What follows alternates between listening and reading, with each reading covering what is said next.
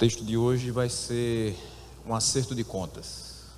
Amós, capítulo 8, leremos todo o capítulo. O Senhor Deus também me mostrou o seguinte: um cesto de frutos de verão, e perguntou: o que você está vendo, Amós? Eu respondi: um cesto de frutos de verão. Então o Senhor me disse: chegou o fim para o meu povo de Israel. Não posso mais ignorar o que fazem. Naquele dia, diz o Senhor Deus, os cânticos do templo serão gritos de dor. Muitos cadáveres jogados por toda parte. Silêncio. Ouçam isto, vocês que pisam os necessitados e destroem os miseráveis da terra, dizendo: quando passará a festa da lua nova para vendermos os cereais? E o sábado para abrirmos os celeiros de trigo, diminuindo a quantidade, aumentando o peso, enganando com balanças desonestas, para comprarmos os pobres por dinheiro e os necessitados por um par de sandálias, e vendermos o refúgio do trigo? O Senhor jurou pela glória de Jacó, dizendo: nunca me esquecerei de nenhuma das suas obras. Por causa disto, será que a terra não vai tremer? E não estarão enlutados todos os seus moradores? Toda a terra se levantará como Nilo, será agitada e abaixará como o rio do Egito. Naquele dia, diz o Senhor Deus, farei com que o sol se ponha ao meio-dia, e com que a terra se cubra de trevas em pleno dia. Transformarei as suas festas em luto e todos os seus cânticos em lamentações. Vou fazer com que todos vistam roupas feitas de pano de saco e rapem a cabeça. Farei com que isso seja como luto por um filho único, luto cujo fim será como dia de amargura. Eis que vem dias, diz o Senhor Deus, em que enviarei sobre a terra fome, não de pão e sede, não de água, mas de ouvir as palavras do Senhor. Andarão de mar a mar e do norte até o oriente, correrão por toda parte procurando a palavra do Senhor, mas não a acharão. Naquele dia as moças bonitas e os jovens desmaiarão de sede, os que agora juram pelo ídolo de Samaria e dizem: tão certo como vive o seu Deus, Odã, e tão certo como vive o culto de Berseba, esses mesmos cairão e nunca mais se levantarão. Oremos. Senhor, nesta noite nós te agradecemos pelo dom da vida e te agradecemos pela oportunidade que o Senhor nos dá de observar mais uma vez a tua santa palavra, que ela fala ao nosso coração. Em nome de Jesus, amém. Os irmãos se assentam com esse texto em mãos. Nós vamos ver em 3 partes o que ele quer nos dizer. Antes de entrar no texto propriamente dito, há 3 questões que a gente precisa destacar inicialmente. A primeira delas: é desastrosa a união da religião com o Estado. Porque quando a religião se une com o Estado, ela perde a capacidade de transmitir a verdade de Deus. A religião em Israel tinha perdido a sua independência. Você pode perceber no capítulo 7, o exemplo de Amazias, que profetizava de acordo com o interesse ou com o gosto do rei daquela época. Então, se ele estava a serviço do Estado e não a serviço de Deus, dificilmente ele chamaria o Estado ao arrependimento. E era necessário que naquele momento houvesse esse tipo de chamamento. A igreja é a consciência do Estado. Se a igreja se une a ele, deixa de falar a ele da parte de Deus. Uma segunda questão é que quando o Estado busca se fortalecer em detrimento da justiça social, ele cava o seu próprio abismo. Então, quando ele busca se encher de bens, se tornar um Estado mais volumoso, um Estado mais inchado, mas ele não observa a necessidade de sua população, ele está cavando a sua própria ruína. Era muito comum nessa época de Amós que os palácios estivessem cheios de bens, enquanto a população passava, em sua maioria, por um momento de extrema pobreza e miséria. E hoje a gente observa em vários países, principalmente aqueles ali do Oriente Médio, que eles têm uma alta cúpula extremamente rica, mas uma população muitas vezes sem acesso a essa riqueza. Ou seja, a divisão dos bens, o acesso à ascensão social não é uma realidade em muitos desses países que têm os seus líderes autoritários, déspotas e por aí vai. A riqueza da nação de Israel ia para o cofre de alguns privilegiados.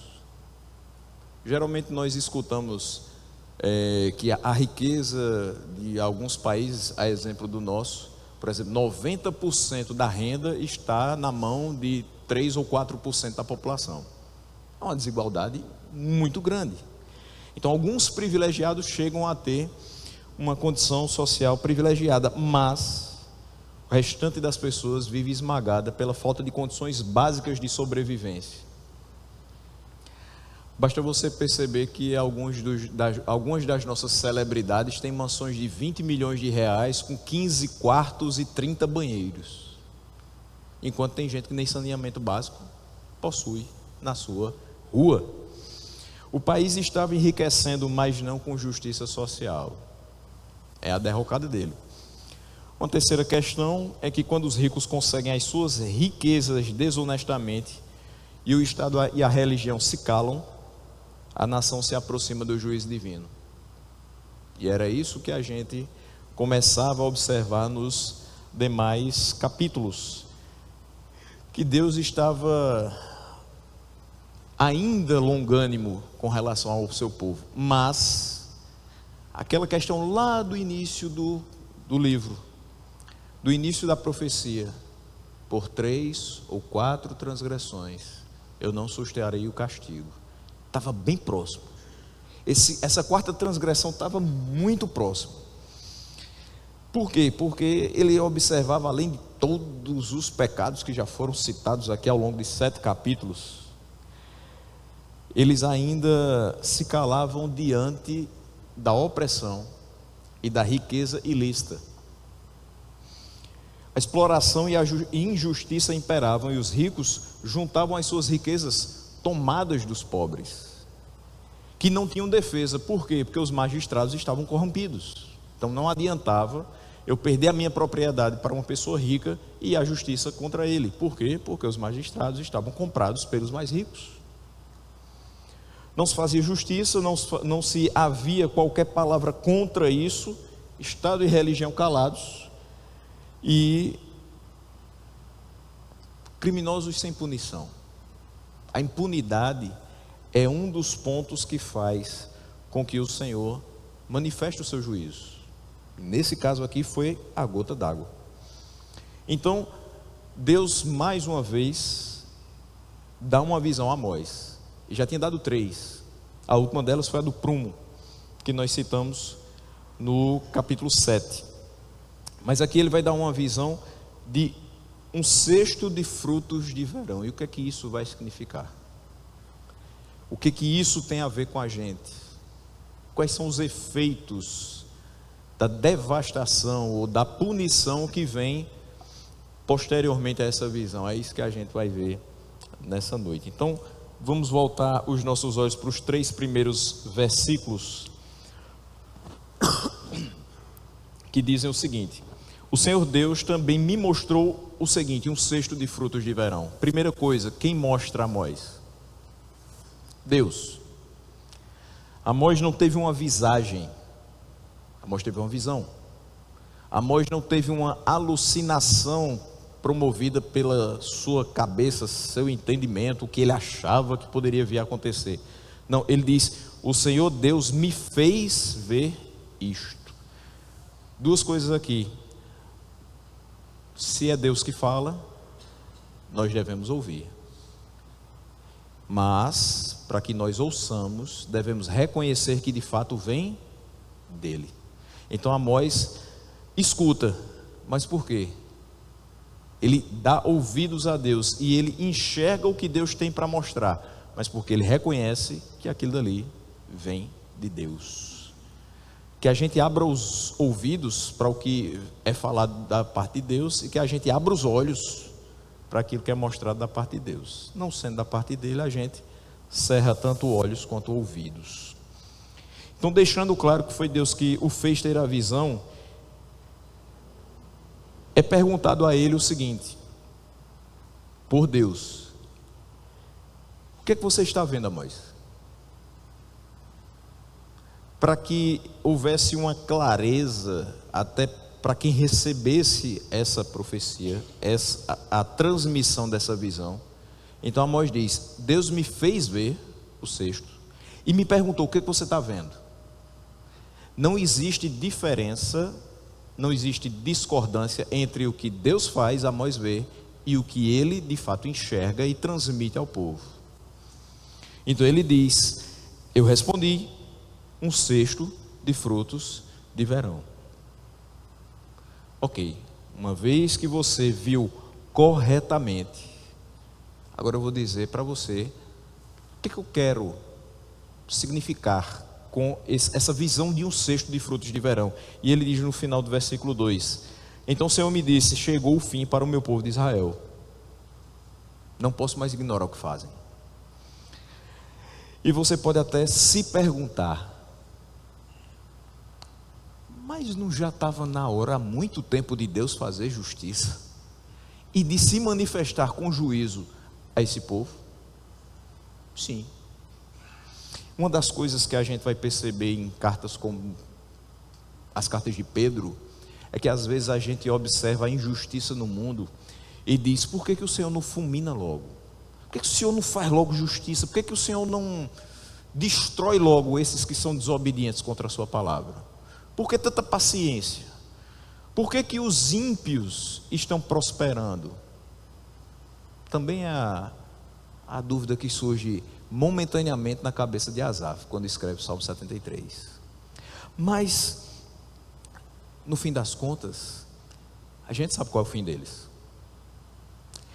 A justiça humana pede algo rápido, pede uma solução rápida, pede uma satisfação rápida.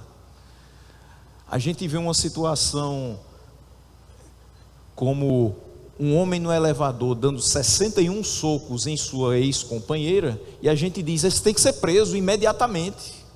É isso que a nossa carne pede, né? Que seja feito imediato. Só que aí a gente para nas questões práticas da vida humana. A gente para em várias questões que nos fazem perceber que não é tão fácil assim, não é tão simples assim. A justiça tem as suas particularidades. Existem as chamadas brechas da lei, que aqueles que não são tão bem intencionados utilizam para promover às vezes a defesa de quem não deveria ter defesa. E aí a gente diz: só se pode apelar para a justiça divina. E muito pior do que uma prisão por algo errado que você cometeu, é a prisão eterna que você pode ter por não ter seguido a Jesus. Então, enquanto a gente se preocupa com a punição do hoje, para que não haja um sentimento de impunidade geral pelos pecados que se cometem, eu penso naquilo que pode acontecer com aqueles que no final dos tempos não tiverem se arrependido de seus pecados, e aí serão punidos por toda a eternidade. Deus não deixa o ímpio sem punição. Ele pode ter paciência até o último dia de vida dele, mas esteja certo, só vai para o céu, só é salvo quem de fato respondeu positivamente o chamado dele através da pregação da palavra e teve mudança de vida, que se tornou morada do Espírito Santo e viveu de acordo com aquilo que expressa textos, por exemplo, como de Gálatas 5, o fruto do Espírito. Ou você tem mudança de vida, ou você segue a palavra, ou você não é digno das mansões celestiais. Isso é fato. E se você passou ileso pela terra, não passará pela eternidade. Então, É óbvio que a nação de Israel já tinha cometido muitos pecados. É óbvio que já tinha passado dos limites na visão de qualquer pessoa. Mas Deus foi avisando. Deus foi dando chances. Deus foi chamando ao arrependimento. Deus foi mostrando o que poderia acontecer mais à frente se eles não se arrependessem. Deus foi tendo toda a paciência para com esse povo, porque era o seu povo. Por mais pecados que fizessem, não tinha deixado de ser o povo de Deus. Por mais pecados que nós cometamos, nós não deixamos de ser o povo de Deus. E o que esse povo quer? Que Deus seja misericordioso, que seja bondoso e que seja paciente a ponto de que a gente peça perdão todos os dias pela mesma coisa e Ele ainda diga assim: tudo bem, meu filho, eu sei que você não quis fazer, é a sua carne que está pedindo. A gente quer ter essa paciência, a gente quer ter essa longanimidade que esse povo teve, e a gente tem, porque é povo de Deus. Só que a gente não pode se basear nisso para trilhar o caminho aqui na terra, porque quem de fato é salvo não vive na prática do pecado. Esse é o ponto. E esse povo aqui estava vivendo na prática do pecado, se afastando da orientação de Deus. E aí chega o ponto que não dá mais para aguentar. O Warren Wiersbe vai dizer o seguinte: chega um momento que a longanimidade de Deus se esgota. Isaías 55:6 diz: buscai o Senhor enquanto se pode achar, invocai-o enquanto está perto. Quer dizer que vai chegar sim um momento em que você vai procurar o Senhor e não vai achar. A gente vai falar isso no final desse texto. Em que você vai invocá-lo, mas por conta das suas transgressões ele se afastou. Porque é o pecado que faz a separação, que afasta o homem de Deus. E ele diz: quando a longanimidade de Deus se esgota, é decretado o julgamento. Os frutos que estão naquele cesto, frutos de verão, o que isso significa? São frutos que estão maduros, prontos para serem colhidos. Isso quer dizer que chegou o momento final da plantação, é a colheita. Obviamente, chegou também o momento final de Israel. Chegou o momento de pôr fim à existência de Israel como nação. Chega. Vocês estão prontos para serem ceifados, do mesmo jeito que os frutos de verão estão prontos para serem colhidos. Esse é o ponto do versículo 2. E ele diz, ainda no finalzinho do versículo 2, não posso mais ignorar o que fazem. Em outra versão você vai encontrar o seguinte: jamais passarei por ele.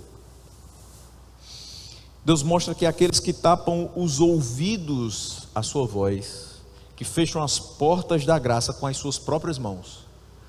Veja, nós sempre dizemos aqui, as portas do céu continuam abertas. Nós não podemos pregar aqui dizendo assim: você não tem mais salvação, aquela pessoa que você conhece que é difícil de lidar, não tem mais salvação, não tem jeito. Mas quando a pessoa vive na prática do pecado e ela deliberadamente desconsidera as palavras de Deus em sua vida, ela está fechando com as próprias mãos essas portas da graça. Porque ela está dizendo: na minha vida não há espaço para Deus.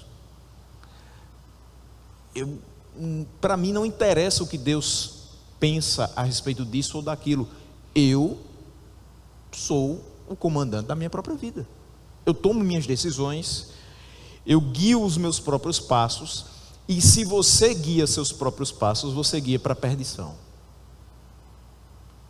O único que pode guiar os nossos passos para a salvação é o Senhor. Então, por longos séculos, Deus manifestou a esse povo o seu amor. Vamos a um exemplo: libertou da escravidão. Isso é manifestar o seu amor. Segundo exemplo, sustentou no deserto. Terceiro, livrou dos seus inimigos. Quarto, conduziu à terra prometida. Tudo isso é amor de Deus. Não bastasse, ele fez várias promessas.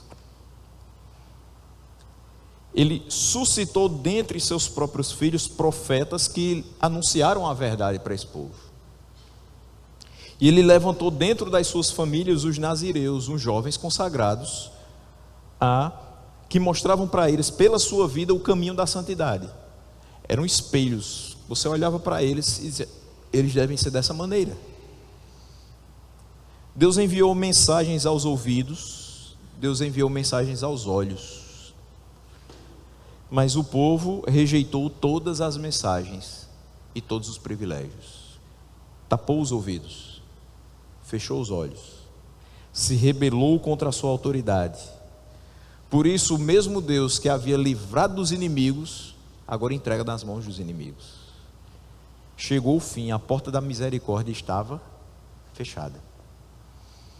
Deus mostra que oportunidades perdidas podem jamais ser recuperadas. Eu jamais passarei por ele. Jamais. Provérbios 29:1 nos diz o seguinte: quem teima em rejeitar a repreensão será destruído de repente, sem que haja remédio. Um piscar de olhos. A repreensão está sendo dada, mas você teima em rejeitar. Então, quando você achar que ainda tem tempo, não terá mais. Não vai haver remédio para isso. Para Israel não havia mais perdão, não havia mais restauração. A nação seria levada para o cativeiro sem jamais ser restaurada. O versículo 3 nos mostra o seguinte: naquele dia, diz o Senhor Deus, os cânticos do templo serão gritos de dor, muitos cadáveres jogados por toda parte, e silêncio. A rica e forte nação de Israel vai passar por uma transformação radical, uma mudança sem precedentes. Quando chegar ao fim, não vai haver poder militar que os sustente, não vai haver riqueza econômica que o mantenha de pé, não vai haver prestígio internacional, não vai haver segurança religiosa nos seus templos e nos seus bezerros de ouro. Tudo isso vai desaparecer. Os cânticos alegres que enchiam o templo vão ser transformados em lamentação e pranto. E Amós, com riqueza de detalhes, vai retratar essa cena, dizendo que são muitos cadáveres. Ou na revista atualizada, multiplicar-se-ão os cadáveres. Ele vai dizer que os cadáveres vão estar espalhados por toda parte. Imagine uma quantidade tão grande de cadáveres e de mortes acontecendo sucessivamente, que não dá tempo nem de sepultar. Vai ficando pela rua mesmo, vai sendo jogado a qualquer canto, porque não tem onde botar mais. Multiplicados esses cadáveres, vários deles ficarão ao relento, expostos à vergonha, sem ser enterrados. Veja, até mesmo quem não tem registro é enterrado, como indigente. Mas nesse caso aqui, nem isso teriam direito. Esse ato de deixar os mortos para serem devorados pelos animais selvagens é uma das maldições mais severas que eles poderiam passar. Esse quadro é trágico. E diante disso, o que é que você vai falar? O mais apropriado é ficar calado mesmo. Silêncio. É como uma cidade totalmente deserta. Só o sangue e os cadáveres. E talvez o único barulho que se escute seja as feras do campo a devorar os corpos.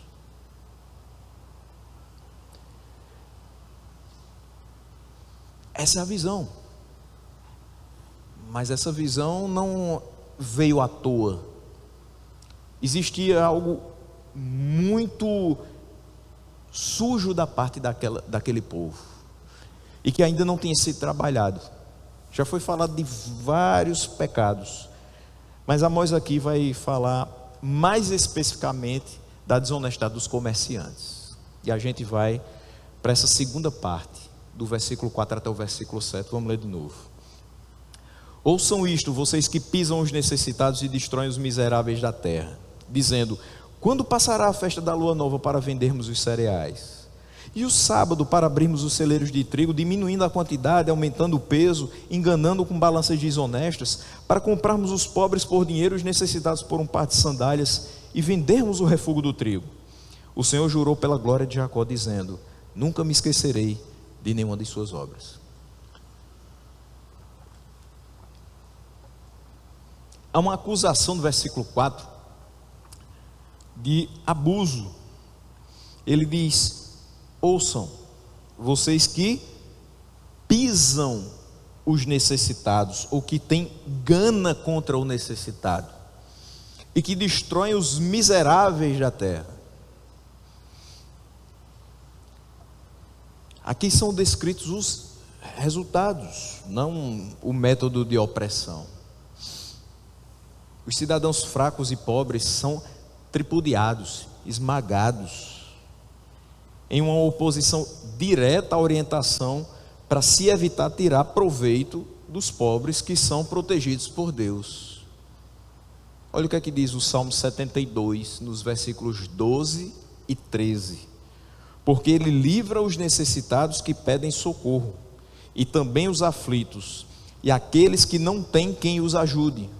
Ele se compadece dos fracos e dos necessitados, e salva a alma dos que precisam de auxílio.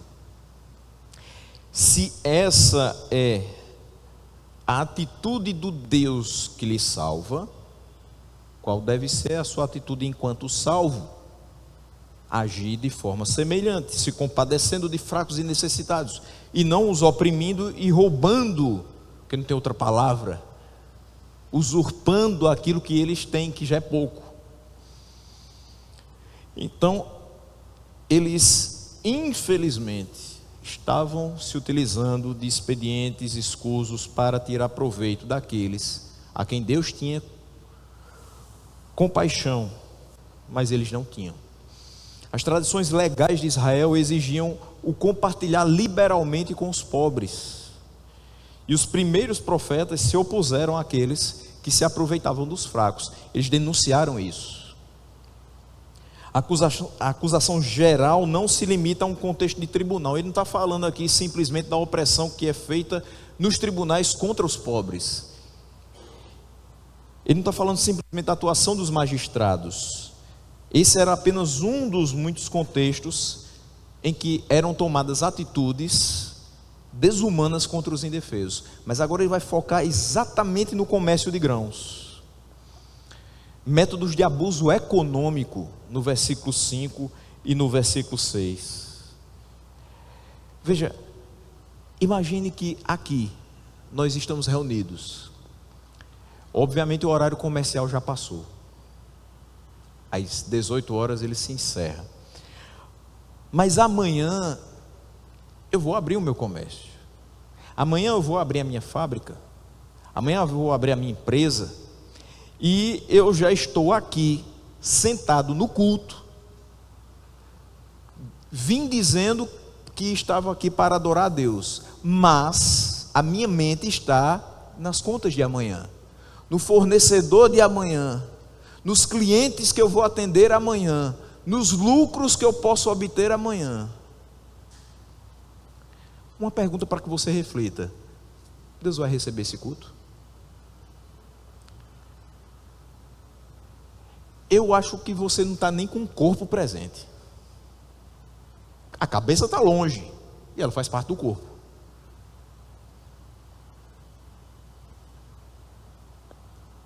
O tema principal desses dois versículos, meus irmãos, é a desonestidade dos comerciantes de grãos. A perversidade deles é mostrada de várias maneiras. Olha só, eles tinham uma vontade de lucrar muito maior do que a preocupação de adorar a Deus. É tanto que eles estão tramando, pensando tudo em momento de culto. Eles não querem saber dos dias do culto. Eles estão preocupados: quando é que vai passar a festa da lua nova? E o sábado, quando é que passa? Sabe aquela pessoa que chega no culto e diz assim, não é o nosso caso porque nós não temos cultos vespertinos durante a semana, mas algumas igrejas os têm. Imagine um culto numa terça-feira, numa quarta-feira, às 15 horas. Você deixa seus funcionários e vai ali dá um pulinho na igreja. Aí você diz, oh meu Deus do céu, esse culto parece que não passa não. Começou 3 horas, 4 horas você já está pensando nisso. Esse culto parece que não vai acabar não. Esse irmão hoje parece que vai descer a ladeira e vai pregar uns 90 minutos. Eu tenho que voltar para o meu comércio. Eu deixei o povo lá tomando conta, mas o boi só engorda com o olho do dono. Eu tenho que voltar para lá. Mas eu tenho que vir para a igreja, mas assim, eu quero que acabe logo para eu voltar para as minhas atividades comerciais. Ou então alguém que diz assim, oh meu Jesus, outro feriado. Aí vai ter culto no feriado, vai ter avanço evangelístico no feriado. Quando é que esse feriado vai passar para eu poder abrir meu comércio de novo? Era isso que eles estavam pensando. Quando é que essa festa de lua nova se acaba logo? Para que a gente possa voltar à rotina normal. Quando é que esse sábado se acaba para a gente abrir o celeiro e começar a vender de novo? O que eles queriam era vender grãos, era abrir mercado. O mercado de trigo para as vendas. O pecado deles vai além da falta de zelo, que é uma falta de zelo quando você pensa mais nas suas questões comerciais do que na sua vida cristã, na parte religiosa da sua vida. Mas vai além disso, incluir o modo como eles conduziam os seus negócios. Eu vou ler aqui na revista atualizada. Hoje eu estou lendo em duas, né? Pastor Jamerson vibrou ali. Estou pregando na NAA, mas utilizando algumas expressões da revista atualizada, porque elas são muito necessárias para a gente, certo? Quando ele diz assim, e o sábado para abrirmos os celeiros de trigo, diminuindo o efa, é uma unidade de medida. Então ele diminui no instrumento de medição, e ele diz, aumentando o ciclo. Aqui vai para aqueles que nasceram de 90 para trás, certo? Os demais talvez não se identifiquem com o exemplo. Ali na feira central, quando você ia comprar, por exemplo, farinha ou feijão verde, você tinha uma saca grande, de onde a pessoa pegava e enchia um saco menor, que era o que você levaria para casa. E o peso seria medido em 2 balanças, onde um estaria o produto e uns pezinhos. E aqueles pezinhos nunca me enganaram. Não sei se a você enganou. Mas se eu quiser, eu tenho como adulterar. Tinha uns pezinhos assim que deveria ser 500 gramas, um pouquinho maior 1 quilo, 2 quilos e assim por diante. E quando equilibrasse e batesse aqui no mesmo patamar, você dizia, então, de fato, esse produto pesa o que está do outro lado da balança. É mais ou menos aquela balançazinha do médico, que ele diz, do nutricionista, que ele diz que é precisa, mas também não me engana, que é aquela que ele fica batendo assim, para dizer quantos gramas você tem. Geralmente ele bota para cima, que é até o varão parar de balançar. Enfim, eles utilizavam desse expediente de falsificar, adulterar os pesos, diminuir as medidas, para que pudessem vender do jeito que eles achariam que lucrariam mais. As transações comerciais com esses pesos e medidas falsificados podiam resultar em ganhos consideráveis para o vendedor, mas estavam totalmente contrários à vontade de Deus para eles. E aqui um parênteses bem rápido e bem particular, mas que faz parte desse contexto comercial. Não tem algo que me traga mais abominação, assim, algo que eu não acho mais abominável do que o tal do 99. Se você é comerciante, meu irmão, e é filho de Deus, não venda nenhum produto com R$ 3,99. Porque a nossa nação, a nossa Casa da Moeda, deixou de fabricar aquela pequena moedinha de 1 centavo há mais de 15 anos. Então, se você está vendendo algo a R$ 3,99, você está mentindo. Porque você vai cobrar e vai colocar na caixa registradora. Eita, essa agora foi antiga, né? Enfim, no registro da compra, R$ 4. O pior é que tem gente que ainda diz assim: é R$ 6,99. É quando vai passar, diz R$ 7. Por que não bota? Por que não coloca logo R$ 7 se sabe que R$ 6,99 é uma mentira? Ah não, mas é porque dá uma impressão ao consumidor que ele está economizando. Não, está saindo do meu bolso 7, não R$ 6,99. Isso é fraude. Porque de centavo em centavo, quanto não se ganha no final do dia? Pense nisso. Hoje nós deixamos de almoçar num local, estávamos nós três, porque eu disse, tem 3 locais, é uma praça de alimentação de um shopping pequeno aqui da cidade, 3 locais que tinham preço assim de almoço. Aí um tinha 20,22, outro tinha 20,22, aí o outro tinha 19,99, 21,99. Eu disse, naquele eu nem passo. Pode ser a melhor comida dos 3, mas eu vou comer aqui. E a gente comeu lá. E foi bom porque ainda tinha uma sobremesa, tinha um suco. Deus honra. Meus irmãos, não se pode brincar com algo que deve ser parte integrante do nosso caráter, a honestidade. Deus não aceita desonestidade dos seus filhos, de forma alguma. Então isso fez parte sim do seu furor contra a nação de Israel. Amós cita por fim no versículo 6, a parte B, que eles vendiam o refúgio do trigo. Aí você também vai se lembrar, você que já foi para a Feira Central, que finalzinho ali do expediente do sábado, umas 4 horas, o pessoal começava a dar uma varridazinha.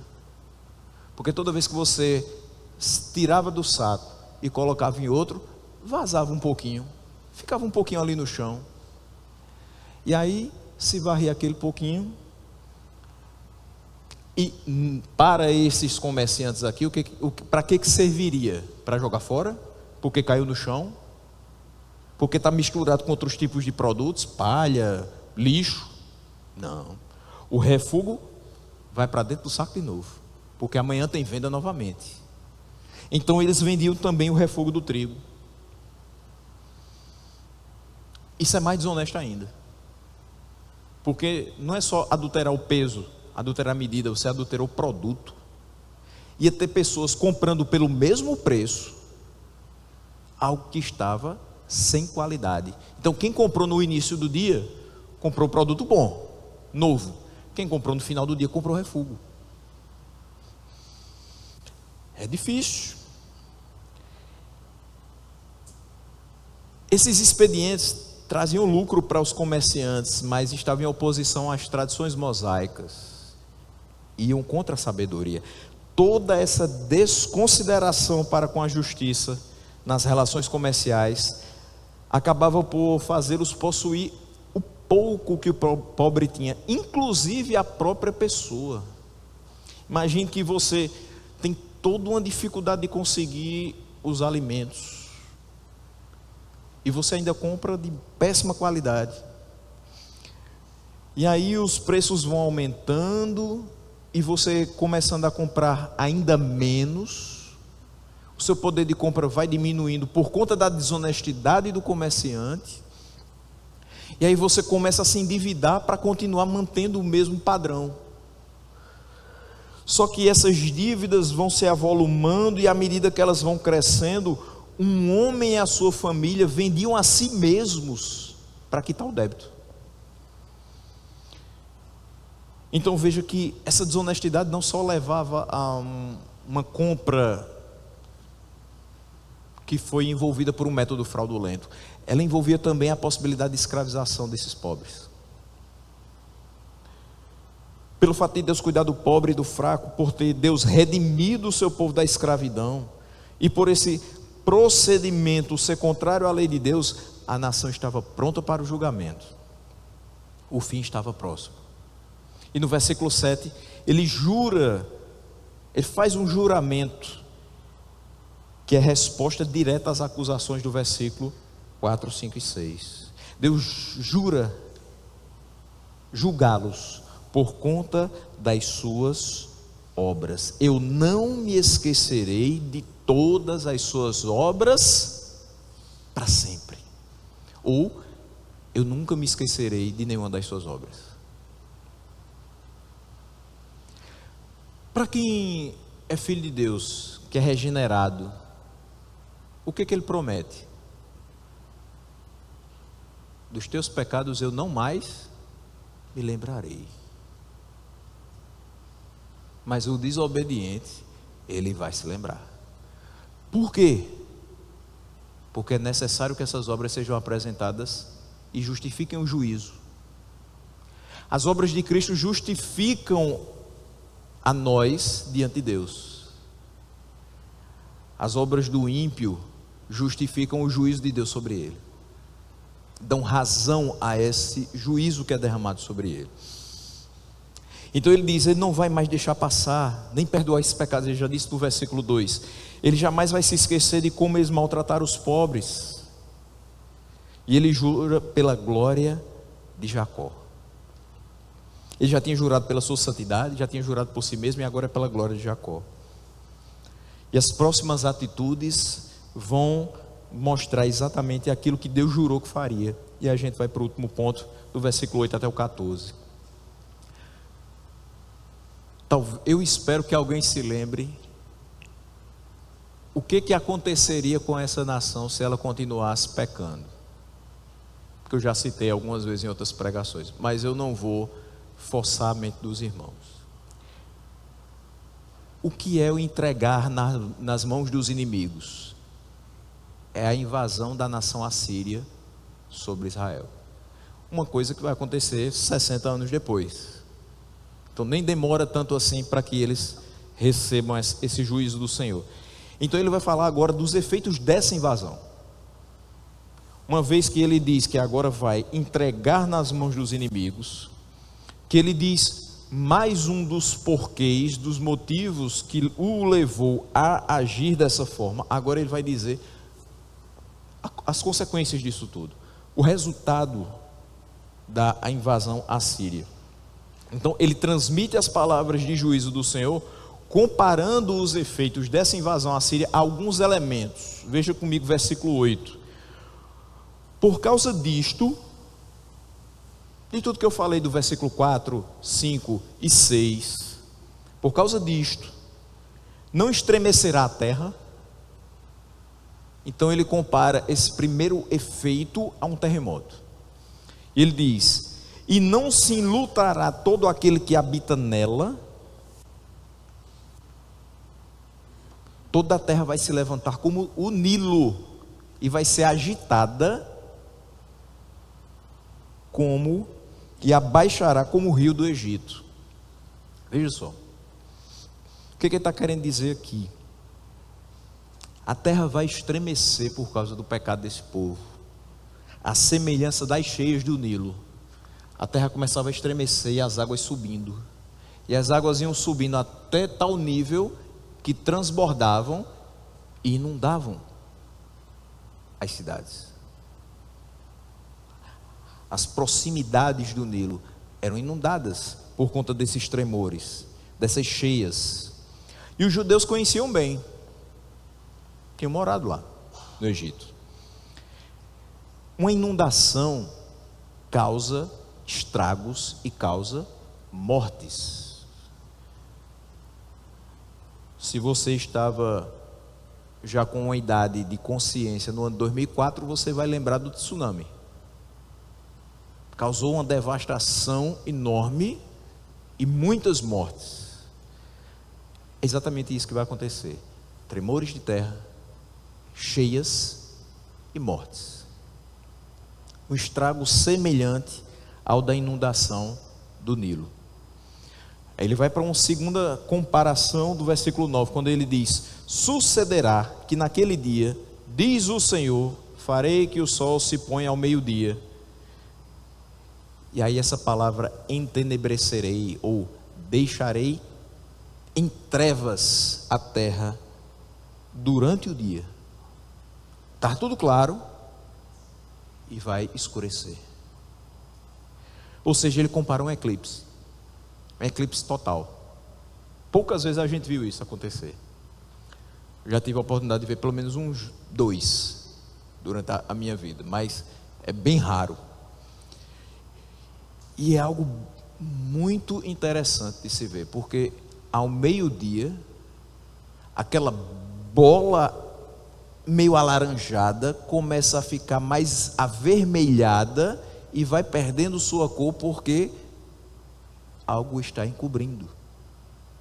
E toda a terra que estava iluminada anteriormente passa a ficar escura. Mas ainda é dia.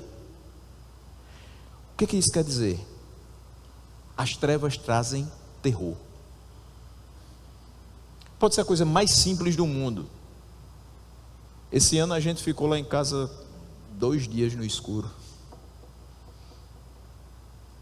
Chegar em casa depois das 7 horas era terrível, porque não tem luz. Então você não encontra as coisas. Até você chegar na cozinha para pegar uma vela, até você achar uma lanterna, até você conseguir iluminar mais ou menos o ambiente que você quer ficar durante um certo tempo, você meio que fica apreensivo para achar. Então para algumas pessoas traz um certo pânico, porque está tudo escuro, você não vê se tem algum animal, se tem alguma coisa que possa lhe machucar. Você não tem noção de onde seu pé está pisando. Agora imagine isso no meio de uma mortandade. Além de terem mortes, vai estar tudo escuro. É o terror de saber, eu não sei nem quem foi que morreu, está tudo escuro. Eu não sei se morreu uma pessoa da minha família, eu não sei se morreu meu vizinho. Eu sei que está passando. A morte está passando. O terror está sendo instalado. O medo está se apoderando das pessoas por conta daquela invasão assíria. É como se o dia tivesse se transformado em noite. Não tem mais diferença. Não há mais claridade, não há mais percepção para aquele povo. Não há mais perspectivas de melhora. Por quê? Porque o fim chegou. Versículo 10, ele vai dizer: converterei as vossas festas em luto e todos os vossos cânticos em lamentações. Porei pano de saco sobre todos os lombos e calva sobre toda a cabeça. Farei que isso seja como luto por filho único, luto cujo fim será como dia de amarguras.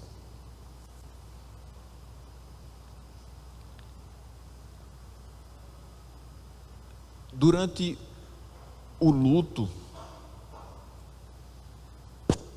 estamos nesse momento, particularmente, esse versículo traz algo muito, que eu vou poder falar com mais propriedade, não gostaria, mas é o momento. Durante o luto você se sente arrasado, humanamente falando, você perde o chão. Mas quando você olha em volta, há sempre algum elemento que te faz perceber a continuidade da vida. Eu perdi meu pai, mas eu ainda tenho minha mãe. Eu perdi meus avós, mas ainda tenho tias. Então percebe que sempre vai ter alguém com quem você vai se preocupar, que você vai redirecionar as suas preocupações, que você vai perceber, não, está doendo agora, e muito, mas a gente vai caminhar, e Deus vai ajudar essa pequena equipe a se reorganizar, para continuar a caminhada, para continuar a corrida que foi proposta. Agora, pense no velório de um filho único. Não tem outro para substituir. Antes de eu nascer, no ano de 82, no mês de julho, minha avó perdeu o primeiro de 7 filhos que ela teve. O único dos tios que eu não conheci. E ela dizia: os 6 que ficaram não cobrem a dor do que partiu. Mas ela tinha 6 ainda. Agora imagina aquela pessoa que enterrou o único filho. Ah, pastor, mas tem muita gente que pode ter um segundo filho depois. E aqueles que já passaram do tempo de ter filhos? Enterraram o único e não vai ter chance de uma nova gestação, de um novo filho alegrando a casa. É o fim da linhagem, é o fim da descendência. O filho único morreu, o nome encerrou ali. Não tem continuidade para a nação que pecou tanto, que agora vai ter as suas festas transformadas num velório de filho único. O sentimento de que a partir daqui não vai para frente. O sentimento que a partir daqui vocês não terão descendência. A partir daqui vocês não terão mais esperança de melhora. Por quê? Porque o único que vocês tinham, vocês rejeitaram. Então agora vocês não terão mais. O luto de um filho único é maior ainda. Assim seria o juízo sobre Israel. Mas aí vem os 4 últimos versículos que nos dizem exatamente o seguinte: eis que vem dias, diz o Senhor Deus, em que enviarei sobre a terra fome. Aí se você lembrar, lá pelo capítulo 4, eu falei sobre fome, sede e morte no arraial. Só que esse povo não se voltava para Deus. Aí agora ele vai falar sobre outro tipo de fome, que é a fome não de pão. E também não é sede, porque isso eles já tinham passado. E Amós já tinha cobrado-os por isso, de terem passado por essas questões e não ter se voltado para Deus. Agora ele vai dizer que essa fome é de ouvir as palavras do Senhor. E ele diz que vão andar de mar a mar e do norte até o oriente, correrão por toda parte procurando a palavra do Senhor, mas não a acharão. Naquele dia as moças bonitas e os jovens desmaiarão de sede, os que agora juram pelo ídolo de Samaria e dizem: tão certo como vive o seu Deus Odã, e tão certo como vive o culto de Berseba, esses mesmos cairão e nunca mais se levantarão.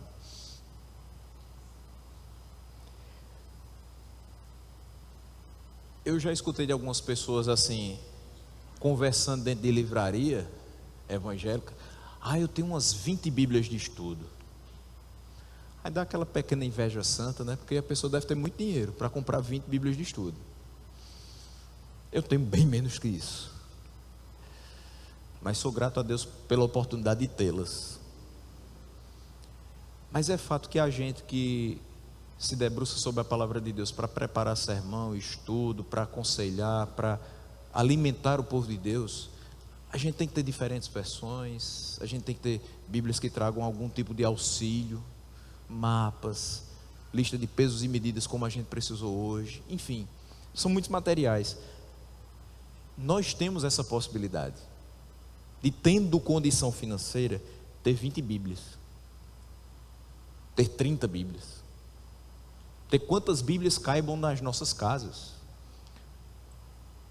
Se você sair daqui hoje e quiser retomar o que foi dito, revisar o que foi falado, você pode abrir a sua Bíblia em casa e ler novamente.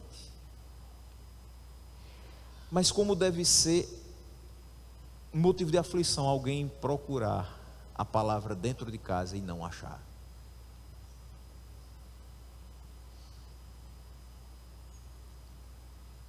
A gente vê aqueles vídeos de pessoas em países distantes, aí vem um missionário, abre aquela caixa de papelão cheia de Bíblia, o povo corre para cima como se fosse um pedaço de carne. Nossa, mas é mesmo, porque chegou o alimento. Chegou o alimento para as nossas almas e eles correm e ficam ali. Se puder pegar uma folhinha, eles já estão no céu. As pessoas estão ali ávidas por aquele alimento que eles sabem que vai suprir as suas necessidades, não só naquele momento, mas para o resto da vida. Agora imagine procurar e não achar. Imagine querer ouvir e não ter quem fale. O povo ia morrer de fome e sede da palavra de Deus. Chegou o tempo em que vocês mandaram os profetas se calarem. O Senhor retirou os profetas. Vocês desprezaram o que foi falado em termos de repreensão. Não vai ter mais pregador falando nada para vocês. Deus os entregou ao desejo do seu coração.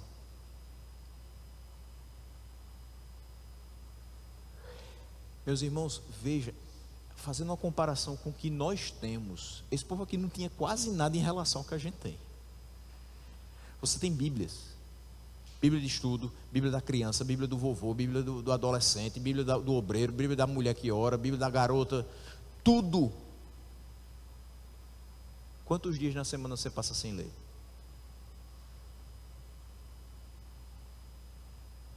Você tem pelo menos 4 cultos na semana, pelo menos. Porque todo sábado tem atividade, então nós temos 5 cultos na semana. O que você acha que acontece com você se você negligencia a presença em 5 cultos? Ah, pastor, mas depois eu posso ir lá no canal do YouTube e assistir. Pode. Mas isso aqui, você perdeu. Você perdeu a chegada, cumprimentando as pessoas que você viu há 2 dias, mas que você já está com saudade. E você perde a saída, desejando uma quarta-feira abençoada e um restante de semana debaixo da proteção do Senhor. Você perde o pós-culto quando alguém te chama para comer uma pizza, um cuscuz, um sanduíche. Você perde a comunhão. Você perde o poder de dizer: Senhor, eu sei que eu não estou só, porque o Senhor está comigo e os meus irmãos estão comigo. Você precisa ter fome desse contato. Você precisa ter fome dessa palavra. Você precisa ter fome de estar com Deus todo o tempo, porque Ele está com você todo o tempo. Mas é necessário que você tenha isso no seu coração. É necessário que isso seja uma verdade para você. Porque para esse povo não foi, então Deus retirou os profetas, os sacerdotes foram mortos, os sábios ficaram prisioneiros, não havia mais profecia, não havia mais pregação da palavra, e onde não há profecia, o povo se corrompe.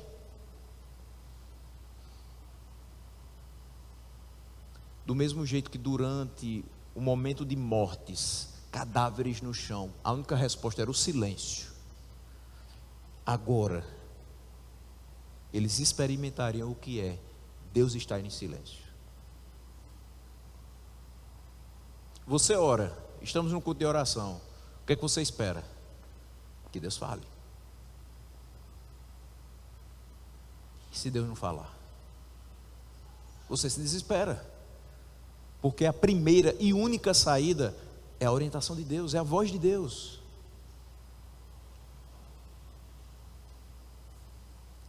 Mas eu tenho poucas coisas para falar a respeito desse texto, o que ele tem a ver com a gente.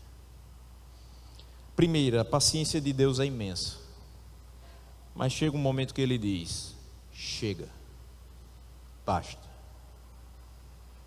A sua paciência não elimina a sua justiça e a sua santidade. Esses atributos coexistem no mesmo ser. Nenhum pode ser mais importante que o outro. Ele não deixa impune o desobediente. Ele não vai deixar estar em bons lençóis aquele que é transgressor. Há uma relação entre culto e vida. Deus não supervaloriza o seu culto e faz vista grossa para a sua vida. Veja que ele diz que os cânticos de alegria que eram reproduzidos no templo, de frente para aqueles bezerros, num sincretismo que ele abominava, seriam convertidos em lamentação e pranto. Os seus louvores não agradam mais a Deus do que o seu coração obediente. Não adianta se derramar no templo, mas não viver lá fora. Não adianta chorar de emoção aqui dentro e viver em pecado lá fora. Não adianta aqui agir como se estivesse quase subindo para o céu, mas lá fora ter uma conduta que te coloca no inferno. Uma terceira questão: Deus é o nosso Pai e nós devemos ouvir o nosso Pai. Deus falou tantas vezes para esse povo, Deus deu tantas orientações, tantos alertas, tanta coisa que Ele queria que eles de fato internalizassem e atentassem e mudassem de comportamento. Mas Israel foi um filho desobediente. Filho desobediente, o que o pai faz? Corrige. Chegou a hora da correção. Chegou a hora do acerto de contas. Mas se você não quiser participar desse acerto de contas, escute seu pai. Quer ouvir seu pai falar? Lê a palavra e viva de acordo com ela. Por último, Deus não desistiu do seu povo. Seria duro demais a gente sair dessa terça-feira só sabendo que Israel findou-se nessa situação. Mas não é isso que a palavra de Deus nos faz crer numa teologia do medo, do terror. É tudo isso que acontece com o desobediente e a gente tem que saber disso. Tudo isso aqui é verdade. Mas também é verdade que Deus não desiste de nós. Os sobreviventes foram levados cativos para a Síria. E depois de 70 anos, o que é que acontece? Deus perdoa. Deus traz de volta para a terra prometida. Ele volta a tê-los como seu povo. E esse povo volta a desfrutar da sua relação de proteção a partir da mão poderosa do seu Deus. Cristo levou sobre si as nossas iniquidades e a de todo o povo escolhido dele. Hoje nós podemos viver como perdoados e livres da ira de Deus contra os desobedientes. Por quê? Porque nós temos a Cristo e firmados nele, nós estamos. Se estamos firmados em Cristo, nós estamos firmados no Cordeiro de Deus, que tira o pecado do mundo. Temos que obedecer ao Senhor e dar ouvidos à sua palavra, para que possamos não experimentar de sua ira, mas receber as suas dadivosas bênçãos e viver felizes em saber que o nosso Pai está se agradando daquilo que temos feito na terra que Ele nos deu.